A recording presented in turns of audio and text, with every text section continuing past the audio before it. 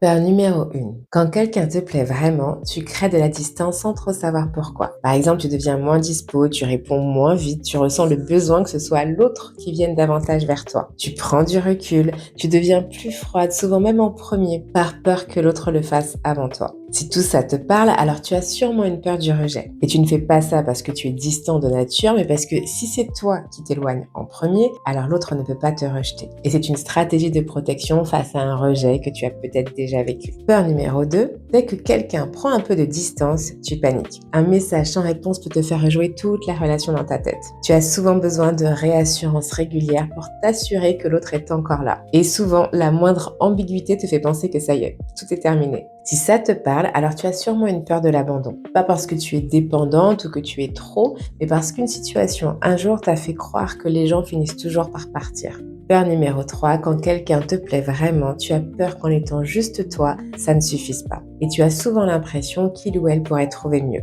Alors tu fais beaucoup pour l'autre, et parfois avant même qu'on te le demande. Tu as du mal à dire ce dont toi tu as besoin, et tu as tendance aussi à t'effacer facilement pour éviter de déranger. Si ça te parle, alors tu as sûrement la peur de ne pas être assez. Pas parce que c'est vrai déjà, mais parce que potentiellement ton histoire t'a convaincu que pour être aimé, il fallait le mériter, constamment. Peur numéro 4, quand ça devient vraiment sérieux avec quelqu'un, comme par hasard, tu commences à voir des choses qui te dérangent chez l'autre. Des choses que tu n'avais pas forcément remarquées avant. Alors si tu cherches des défauts, tu crées des tensions, tu gardes une porte de sortie ouverte sans trop savoir pourquoi et que parfois tu sabotes une relation qui se passait bien sans comprendre ce qui t'a pris, alors tu as peut-être une peur de l'engagement. Pas parce que tu veux pas aimer ou que tu es incapable d'aimer, mais parce que s'investir vraiment, ça veut aussi dire risquer de souffrir. Et ça, quelque chose en toi fait tout pour l'éviter. Peur numéro 5, quand quelqu'un te plaît vraiment, tu ressens beaucoup, mais tu montres très peu. Tu évites de dire ce que tu ressens, tu minimises, tu gardes ça pour toi, et quand l'autre ne comprend pas ce que tu vis, toi tu te dis qu'il ou elle s'en fiche, alors qu'en fait, t'es même pas au courant de tout ce qui se passait en toi. Si tout ça te parle, alors tu as peut-être une peur de la vulnérabilité. Pas parce que tu es froide de nature, mais parce qu'à un moment, montrer ce que tu ressentais vraiment et te livrer, ça peut être coûté cher. Peur numéro 6, quand quelqu'un te plaît vraiment, tu analyses tout. Les messages, le temps de réponse, les formulations, tu anticipes aussi et tu veux savoir où ça va avant même de laisser la relation commencer à exister. Le flou te fatigue, tu gères mal l'incertitude et parfois tu préfères provoquer une réponse, même mauvaise, plutôt que d'attendre sans savoir. Si tout ça te parle, alors tu as peut-être une peur de perdre le contrôle. Pas parce que tu veux forcément tout gérer, mais parce qu'à un moment, tu as peut-être vécu un imprévu qui t'a fait trop mal.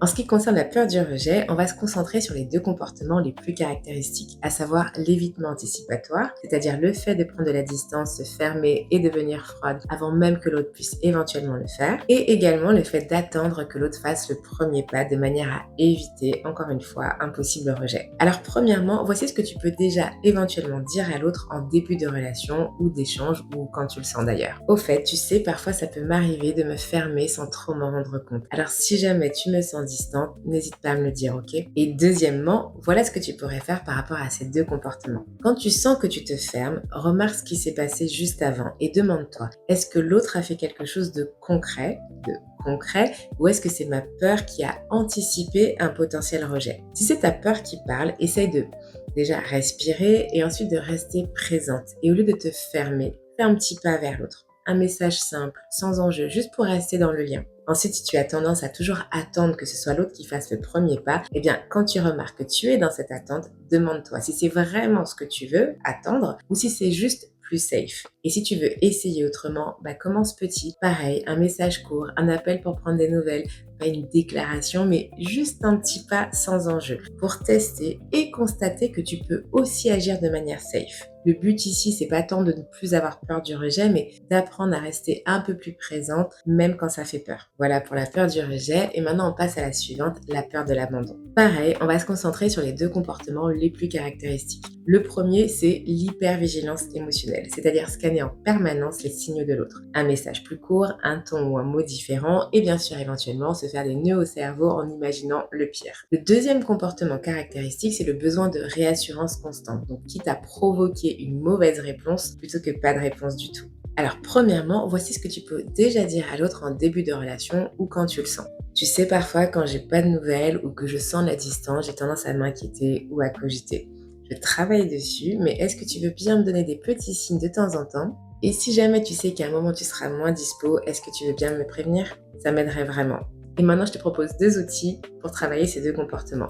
Déjà, dès que tu sens que tu commences à ruminer ou à rejouer des scènes dans ta tête, demande-toi: «Est-ce que j'ai un fait concret devant moi?» Je répète: concret, ou est-ce que je suis en train de m'emballer toute seule et d'interpréter, d'imaginer? Et lorsque tu as envie d'envoyer un message de réassurance, écris-le, mais ne l'envoie pas tout de suite. Ce que tu cherches à ce moment-là, c'est de la sécurité. Alors essaye de voir si tu peux te la donner à toi-même le temps que l'émotion passe. Tu peux bouger, marcher, appeler quelqu'un que tu aimes, mettre de la musique, n'importe quoi mais qui te ramène à toi. Attends 20-30 minutes et redemande-toi si tu as encore vraiment besoin d'envoyer ce message. Ici, le but, c'est pas de ne plus avoir peur, mais c'est d'arrêter de laisser ces peurs décider à ta place.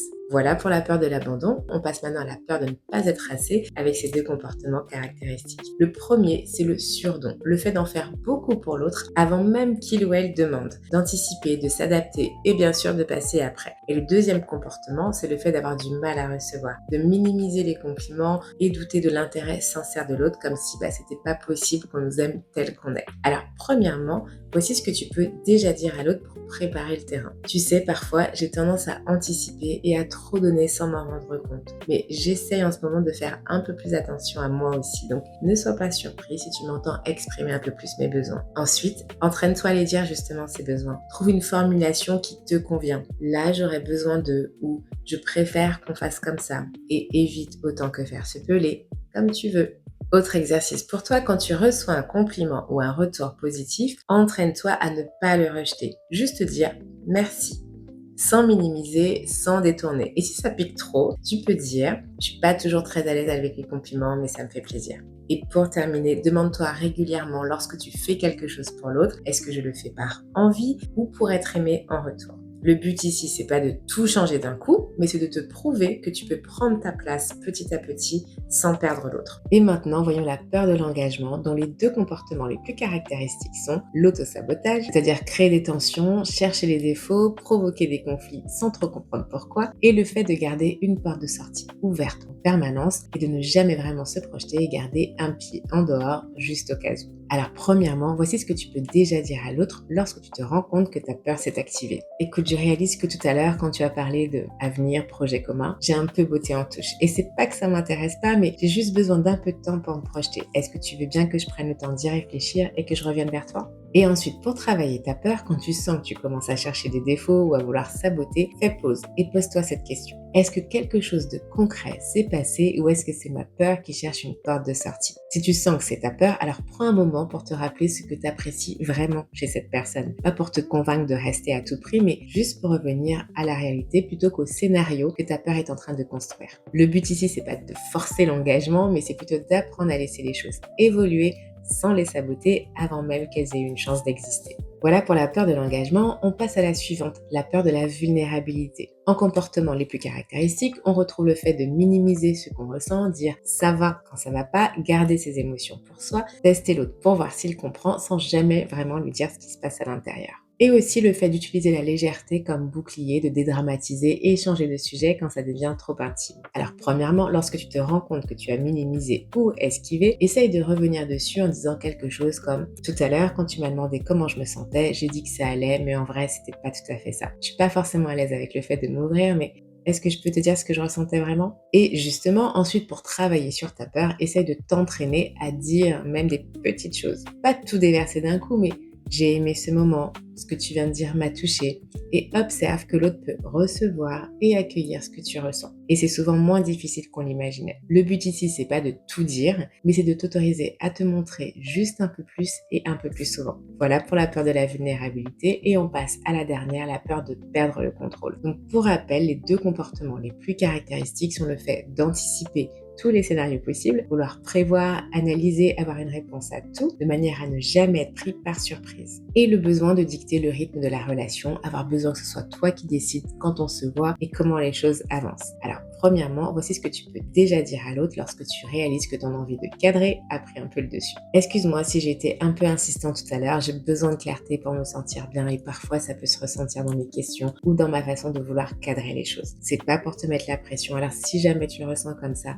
dis-le moi, ok? Et ensuite, pour travailler ta peur, 2 choses. 1. Quand l'envie d'anticiper ou de tout cadrer arrive, pose-toi cette question. Est-ce que quelque chose de concret justifie mon besoin de tout contrôler là? Ou c'est juste l'incertitude qui me met mal à l'aise? Ton cerveau cherche à anticiper les dangers, donc entraîne-le à revenir au présent. Pas demain, pas dans 6 mois, mais à maintenant. Et autre exercice, laisse-le décider de temps en temps. Le restaurant, la date, l'heure, et observe que ça va, ça ne tue pas et tu survis. Et ça va t'aider à réapprendre à tolérer l'imprévu. Le but ici, c'est pas de ne plus jamais avoir besoin de cadre, mais c'est d'apprendre à laisser les choses respirer un peu et à te laisser porter de temps en temps.